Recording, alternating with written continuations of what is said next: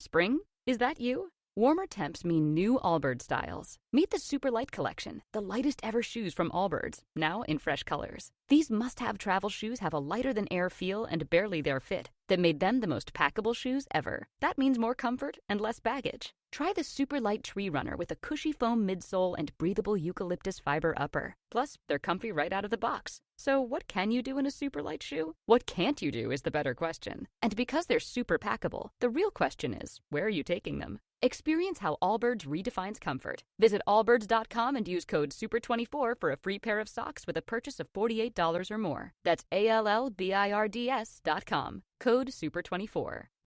Lucky Land Casino, asking people, what's the weirdest place you've gotten lucky? Lucky? In line at the deli, I guess? Aha, in my dentist's office. More than once, actually. Do I have to say? Yes, you do. In the car before my kids' PTA meeting. Really? Yes. Excuse me, what's the weirdest place you've gotten lucky? I never win and tell. Well, there you have it. You can get lucky anywhere, playing at LuckyLandSlots.com. Play for free right now. Are you feeling lucky? No purchase necessary. Void where prohibited by law. 18 plus. Terms and conditions apply. See website for details. Hi, I'm Scott Chesworth, and welcome to the Ancient World. Episode 27, Count No Man Happy. By the first half of the 6th century BC, the Greek world stretched from the towering coastal cliffs of southern Spain to the gold-rich land of Colchis at the eastern edge of the known world, and from the storm-tossed northern shores of the Black Sea to the thriving Panhellenic port of Naucratis in the Nile Delta. Despite spanning much of the same territory later claimed by Rome, this was no rigid, monolithic, and militaristic empire. It was, instead, a collection of mostly autonomous palaeus, unified only by their common bonds of shared language, history, and culture. Paradoxically, at the same time the Hellenic world was reaching its greatest territorial extent, regional distinctiveness was beginning to give way to the adoption of a more unified Greek culture. The Olympic Games were joined by similar festivals at Delphi, Isthmia, and Nemea, creating a 4-year cycle of events that were regularly attended by Greek elites. Local pottery styles gave way to the widespread adoption of the Athenian style, which soon expanded to incorporate imagery tailored to specific markets. Temple dedications, mainly in the form of kouroi, also became more standardized. Between 580 and 550 BC, most major Greek temples were constructed outside the mainland, in cities such as Metapontum and Locri in southern Italy, Syracuse, Selinunte, and Gela in Sicily, Ephesus in western Anatolia, and Cyrene in North Africa. With the exception of Ephesus, which we'll discuss shortly, this was probably a case of Greek colonists on the frontiers, wanting to both impress their neighbors and reinforce their identity through the construction of monuments that connected them to the larger Hellenic world. They may have been particularly motivated to fly the Greek flag in precarious locations, such as North Africa, where hostile native powers constantly threatened their existence. Another major signifier of the new era was the establishment of the common nature and form of the basic Greek political unit, the polis. Physically, a polis was defined as an urban center along with the nearby villages and countryside. The urban centers followed the general contours of Greek urban planning and architecture.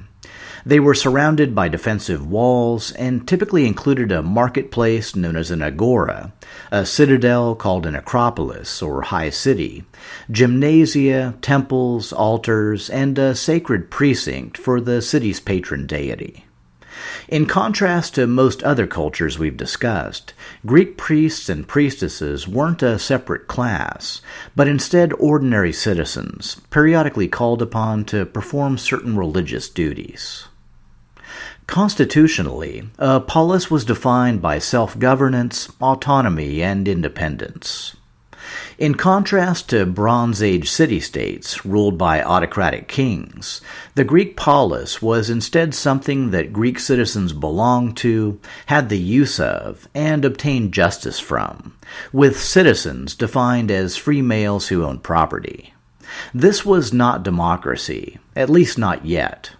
In archaic Greece, poleis were typically governed by archons, or chief magistrates, but to a great extent, citizens had the assurance that the archons would govern them in accordance with traditional Greek law.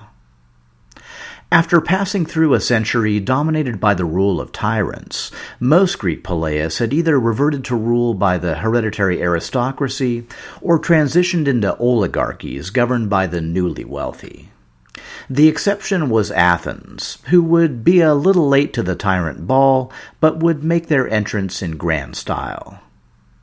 The Athens that met Solon upon his return around 580 BC was, despite his reforms, still dominated by the great eupatridae families. Formally, there was one clan missing from their number, the Alcmaeonids. This was the family whose patriarch Megacles had tricked the would-be tyrant Cylon from his sanctuary to his death, and found his family accursed and banished for the crime. The Athenians had even gone so far as to exhume the bones of Megacles' ancestors and dump them outside the city gates. In their absence, the venerable Boutad clan stepped up, with their patriarch Lycurgus winning the prestigious post of Archon. It was under the leadership of Lycurgus that the Athenians drove the ramp up to the sacred Acropolis and constructed the Temple of Athena Polias, precursor to the Parthenon, that housed a statue of the goddess rumored to have fallen from the sky. They also instituted their own Panhellenic games, the Panathenea, in 566 BC. These new Athenian games also featured musical and rhapsodic competitions, and may have been where the first fixed texts of the Iliad and Odyssey were performed. War with Megara over the island of Salamis had resumed under the archonship of Solon and continued to drag on over the intervening decades. In 565 BC, the war was finally brought to a successful end by a general named Peisistratos. In addition to bolstering Athenian pride, the victory also ended a troublesome trade blockage that had been contributing to local food shortages in recent years. Returning in 561 BC to a hero's welcome, Peisistratos was already nursing political ambitions. Unfortunately, his successful generalship and even his family ties to Solon the lawgiver were no guarantee of success. In order to gain political power, what Peisistratos really needed was a base. At the time, the Athenian political scene was divided into three main groups. The first were the Petiaias, who dwelled in the plains and derived their wealth from agricultural production. The current archon, Lycurgus of the Boutads, represented this party. The second were the Paralioi, who dwelled on the seacoast and earned their wealth through maritime trade. This group was led by Megacles of the Alcmaeonids, grandson of the Megacles who had slain the former tyrant Cylon. The third group, the Hypericreoi, were poor hill dwellers, earning what little they could by trading wool and honey. Only loosely organized and barred from the assembly prior to Solon's reforms, it was on the backs of the Hypericreoi that Peisistratos hoped to elevate himself to a station commensurate with his ambitions. Peisistratos began his campaign by speaking out publicly, championing the lower classes and chastising the aristocracy for their abuses, an early example that would inspire later Roman populists such as the Gracchi brothers. But he knew that speeches alone would not be enough. His big play for power came when he faked an attempt on his own life, then went before the assembly and appealed for bodyguards. Speaking out forcefully against this request was none other than the general's elder cousin, Solon the lawgiver, emerging from retirement to prophesy the coming tyranny. He was respectfully listened to, then respectfully ignored. Granted his bodyguards, Peisistratos marched in the footsteps of the earlier Olympic victor Cylon and seized the Acropolis. Just like that, Athens was under the rule of a tyrant, one with the poor masses of the city largely on his side. But taking power and holding it were two different matters. Almost immediately, the Boutades reached out to the Alcmaeonids in exile, seeking an alliance to overthrow the ambitious general. The Alcmaeonids readily accepted, eager to return home and rehabilitate their battered reputation. Each day within the city, the aging Solon would stand outside his home in full armor, urging all who passed to support him in expelling the tyrant and reclaiming the freedom his laws had once granted. Even after the great lawgiver finally died, resistance continued to mount. By the end of the year, the situation had become untenable, and, seeing the writing on the wall, Peisistratos fled the city. With the return of the Alcmaeonids, Athens would soon find that it had merely traded one threat for another. Fabulously wealthy prior to their exile, the clan had made even more lucrative arrangements during their absence, and returned to the city as a veritable economic superpower. This was not too surprising, considering that one of their recent benefactors had been the wealthy and powerful king of Lydia. Croesus inherited his father's throne in 560 BC, 2 years after the death of Nebuchadnezzar II, and a year before the young king Cyrus II claimed the throne of Persia. His sister, Arianes, was married to King Astyages of Media, doing her part to maintain the balance between the great Near Eastern empires. Nergal-Shar-User's 4 years of rule in Babylon also reinforced the illusion of regional stability during the early years of Croesus's reign.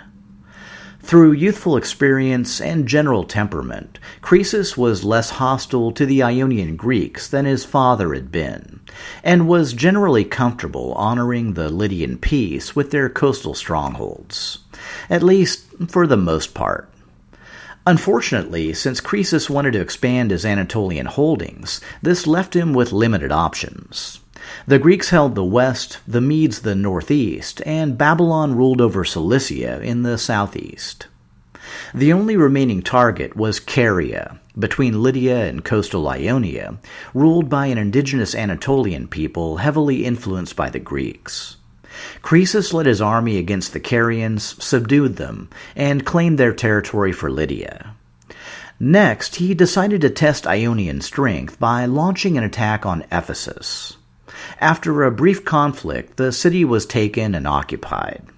With Smyrna captured by his father, and now Ephesus by his own hand, Croesus felt secure in Lydia's access to the Mediterranean, and left remaining Greek cities unmolested.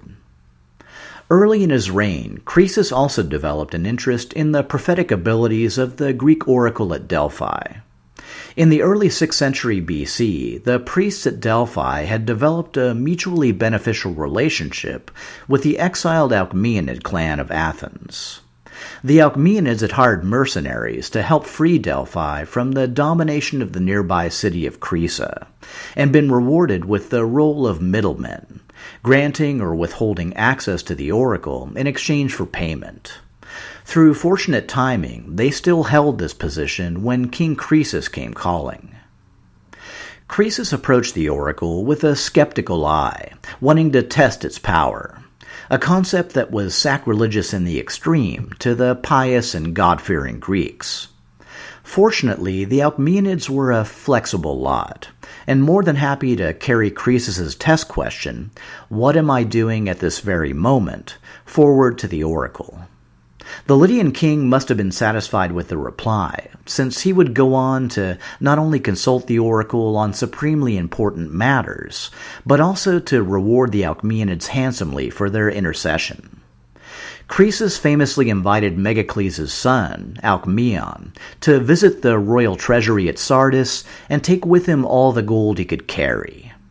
Not one to let pride or appearance trump wealth, Alcmaeon supposedly arrived wearing a baggy woman's tunic and loose boots, then filled the outfit to the brim with gold dust.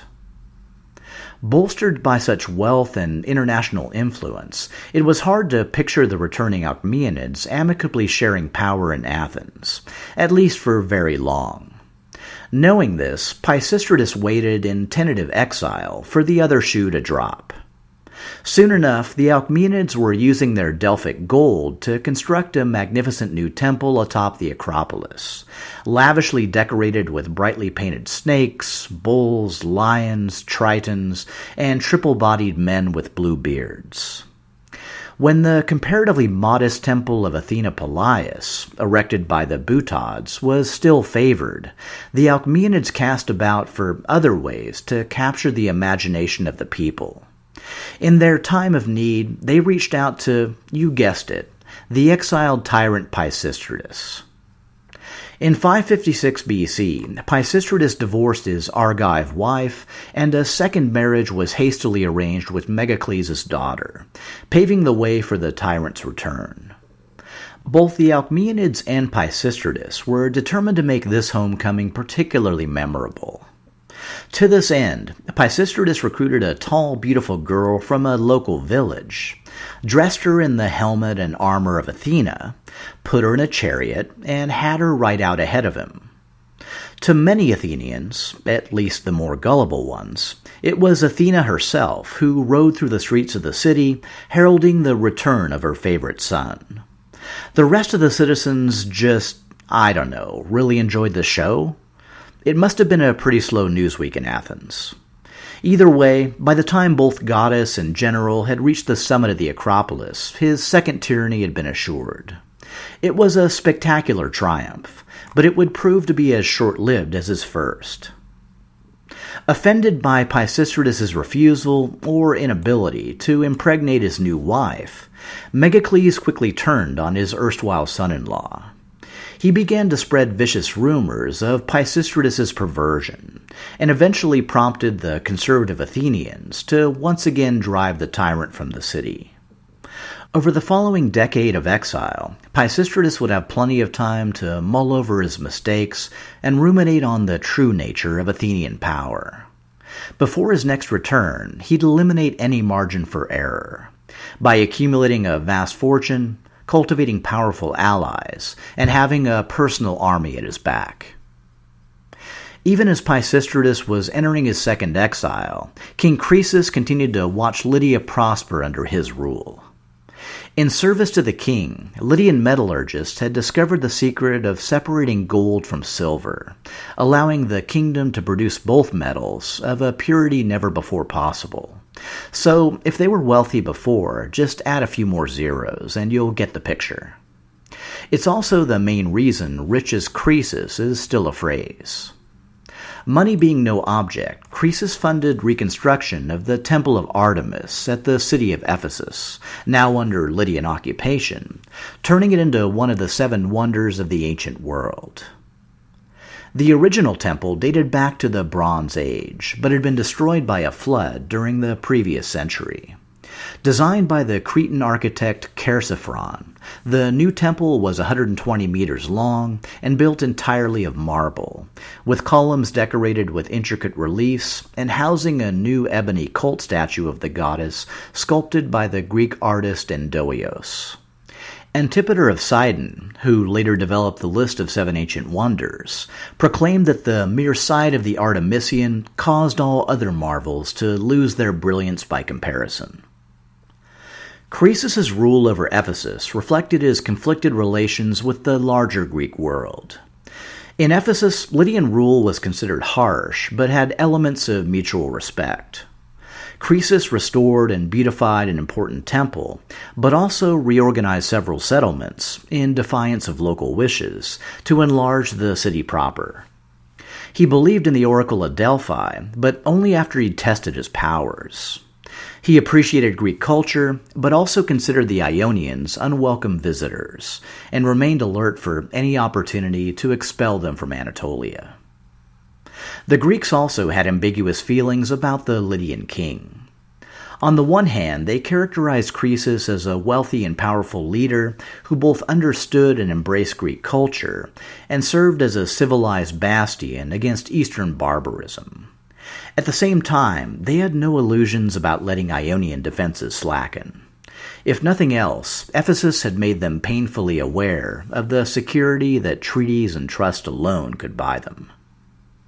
In 553 BC, when Croesus received word that his brother-in-law Astyages was putting down a minor southern rebellion, it's unlikely to have raised an eyebrow. But as the conflict dragged on over the next few years, it demanded a deeper consideration. Was there even the slightest chance that his brother might fall in battle and that the Medes he led might be defeated? Aside from concern over his sister's fate, what would such an outcome mean for the newfound balance of power crafted at the Halys? And in the event that balance was shattered, would the new state of affairs represent a grave threat or a promising new opportunity? In 550 BC, royal messengers brought news of the betrayal and defeat of Astyages and the theft of his vast empire by the presumptuous young king of an obscure Aryan tribe named Cyrus II. Certainly, Croesus must have credited the loss to the betrayal, and not to any exceptional qualities of the Persians themselves. Surely they could be no match for a loyal and disciplined army, such as the one he himself commanded. And with the Medes kingless and unsure of their loyalties, the Halys transformed from a border into just another river, and all of northern Mesopotamia took on the appearance of a very ripe apple just waiting to be picked.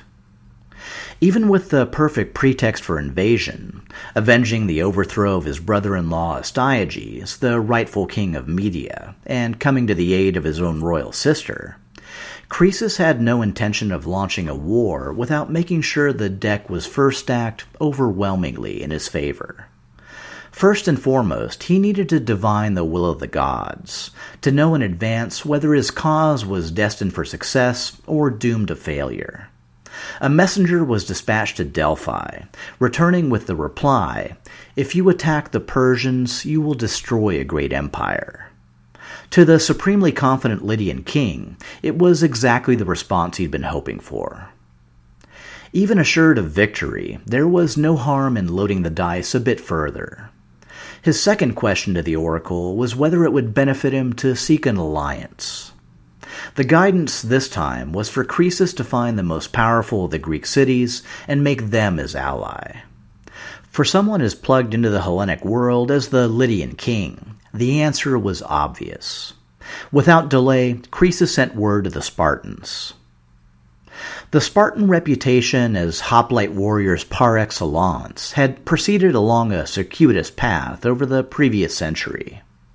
After a stinging defeat by Argos, on the very heels of their radical social revolution, the Spartans had next turned their attention to the rich fields and plentiful olive groves of nearby Tegea, only to be defeated again and bound in the same chains they'd brought to shackle their enemies. An inauspicious beginning, but where direct confrontation failed, the Spartans soon learned to wield the formidable weapons of legend, mystique, and intimidation. Billing themselves as protectors of the Peloponnese and keepers of her ancient traditions, the Spartans pressured their neighbors to join into a protective alliance with Sparta at its head. At the same time, they embraced their former losses, using them as hard lessons to help perfect their lifestyle of constant drilling in preparation for total war. Over time, both efforts came to fruition, as the regional alliance slowly coalesced, incorporating even Sparta's old enemy of Tegea, and Sparta's martial skills grew to assume legendary proportions. The propaganda that preceded them, wholesale slaughter of their enemies or their own deaths to the last man, was enough to make most poleis steer clear of any conflict. For those brave or foolish enough to challenge the Spartans, all polished bronze armor, blood-red cloaks, sharp spears, and iron discipline, the result was starting to become a foregone conclusion. When Croesus' offer arrived, trumpeting Sparta's role as most powerful of the Greek cities, it was yet another feather in their cap, or, I guess, horsehair in their helmet. The Spartans promptly negotiated an alliance with the Lydian king, pledging their support in any conflict with the Persians. Unfortunately for Croesus, it was an oath the Spartans would never fulfill. In his palace at Sardis, amid preparations for war, Croesus surveyed the terrain of the known world and found increasing confidence at every compass point. Formal agreements held both the Spartans and the Babylonians his allies. To the south, the pharaoh Ahmose II, though no friend of Babylon, had close Lydian ties. In fact, after Persia's defeat, maybe Lydia and Egypt could even come to terms on the nature of Babylon's future. In the fight against Eastern barbarism, even the Ionians flocked to Croesus's banner, with many, including the great Milesian philosopher Thales, volunteering to serve in the Lydian army. And of course, the gods had effectively promised. A great empire was about to be destroyed. In the fall of 547 BC, Croesus marshaled his Anatolian forces and led them eastward out of the capital. Two aspects of his campaign were unusual: that it began so late in the year, and that he didn't call on the support of his foreign allies. The reason for the timing remains unclear, but on the second count, Croesus may have had full confidence in the capability of his native forces, and may have also wanted to avoid sharing in the many spoils to come. In Cappadocia, near the swollen and unbridged Halys, Croesus engaged the intellect of Thales on a plan for crossing the river. Thales studied the problem and recommended digging a diversion upstream so as to reduce the river's flow. With lesser channels now running along both sides of the Lydian camp, the army was able to cross the Halys, in doing so formally breaking their treaty with the Medes, and continue their march eastward. In the ancient Assyrian stronghold of Pteria, Croesus had his first direct encounter with the Medes, who held the city in Cyrus's name. Croesus besieged and captured Pteria and enslaved its inhabitants, a clear sign of the fate that would befall any who opposed him. Before he could proceed any further, the Lydian king was confronted by a powerful army of Persians and Medes, led by none other than Cyrus II. The decisive battle, it seemed, was to be fought in Anatolia, and even as Croesus had carefully weighed his plans, the Persian king had also been far from idle. After spending several years solidifying his base among the Median tribes, Cyrus had heard rumors of Lydia's military buildup and decided to launch a preemptive strike of his own. Moving quickly north along the Tigris, then west via the Median stronghold of Haran, Cyrus had quickly taken and occupied the Anatolian territory of Cilicia, which pretty much put him into a state of war with Babylonia. From there, Persian forces had marched northward to confront Croesus at Pteria. Both kings had enormous, highly motivated, and highly skilled armies at their command. One was destined to cast his shadow across the Near East, the other prophesied to destroy a great empire. As might be expected, the ensuing battle was epic, hard-fought, and bloody, and, with no solar eclipse to distract the combatants, carried on until nightfall. As in previous conflicts between the Lydians and Medes, the eventual result was a stalemate, with heavy casualties on both sides. The next morning, Croesus surrendered the field and returned with his remaining forces to the relative security of Sardis. Winter was coming soon, affording him the necessary time to rethink his strategy against the surprisingly capable Persian king, and invoke his alliances, including the powerful Spartans, to bolster his reserves. As winter fell over Lydia, Croesus dispatched his request for aid and dismissed his Anatolian mercenaries and conscripts, intending to reassemble his forces for a spring campaign. It's hard to overestimate his surprise when, in the depths of winter, Cyrus arrived on his doorstep with the remainder of his army. As baffling as it may sound, even after centuries of Neo-Assyrian domination, most Near Eastern states still found the concept of year-round warfare both alien and unnatural, and instead adhered to the ancient and civilized tradition of seasonal campaigning. Having little interest in such niceties, Cyrus had followed the Lydian army back to Sardis, lay in wait for months until Croesus dismissed his reserves, and finally, when conditions were most auspicious, announced his presence. After traveling an almost unimaginable distance from his Persian homeland and enduring the hardships of a brutal Anatolian winter, the Persian king would settle for nothing less than total victory. Even caught off guard, Croesus was far from helpless. He was on his home turf, and his regular standing army still numbered in the hundreds of thousands, outmatching Cyrus's forces by a margin of 2-1. In addition to Lydians, Croesus's army included Phrygian and Cappadocian auxiliaries, and, according to the later Greek historian Xenophon, additional troops recently arrived from both Babylonia and Egypt. Opposing them were Cyrus's army of Persians, Medes, Arartians, and Arabs. The opposing forces gathered on the plain of Thimbra, just to the north of Sardis. Always open to the use of unconventional tactics, Cyrus heeded the advice of his lead general, our old friend the Median commander Harpagus, to arrange his troops into a great square formation, with his baggage camels in the front ranks. As predicted, the initial Lydian cavalry charge, distracted by the strange odor of the camels, fragmented into disarray. From there, everything went downhill for the Lydians, who were soon routed, driven from the field, and forced to seek refuge behind the walls of Sardis. The Persians quickly surrounded the city. 2 weeks later, the Lydian capital fell. Bitterly, Croesus finally realized that the great empire he was destined to destroy had been his own. Only 3 years after the conquest of Media, Cyrus had won yet another incalculable victory over yet another vastly superior force, and claimed a second Near Eastern empire for the Persians. Like the Median king before him, Croesus was dragged before Cyrus in chains. Unlike Astyages, Croesus was not a fellow Aryan of the Zagros, and there was no political gain in keeping him alive. Just as his treatment of Astyages had been a lesson in clemency, the fate of Croesus would be one on the penalty for resistance. A great pyre was heaped in the capital, Croesus was tied to a stake, and the fire was lit.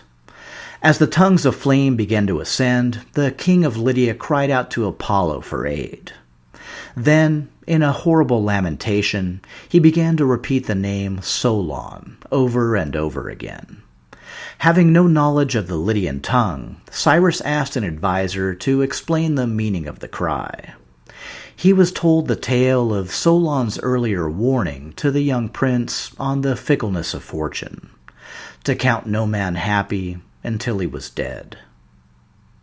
As befitting a ruler of his legendary standing, rumors later spread that Croesus had either been rescued at the last minute by Apollo himself and carried off to safety in some distant land, or, somewhat more plausibly, pensioned off or even made a trusted advisor to the Persian king.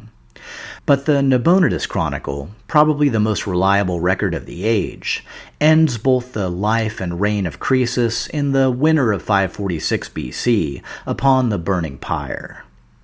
He was 48 years old, had ruled Lydia for 13 years, and took with him the last best hope for Anatolian rule over the Near East. Back in Greece, the fall of Croesus was mirrored by the destruction of the great object on which he'd pinned his hopes for glory and conquest. The temple of Apollo at Delphi burned to the ground. Regardless of how it occurred, the symbolism was clearly ominous. The kingdom of Lydia and the oracle of Delphi had both been unshakable rocks of stability. Between them, they'd served to define the periphery and the core of the Hellenic world. The destruction of both, in a single year, could only mean that the Greeks were entering a period of grave danger and uncertainty. They would soon put a name to this existential threat: the Persians. Next episode, more Cyrus, more Peisistratos, more Spartans, and, unfortunately for the Ionians, a healthy dose of Harpagus. And Nabonidus finally returns from Tama, tanned and rested, just in time to face Babylon's greatest threat since Sennacherib. All this, and anything else I can squeeze in, next time on The Ancient World.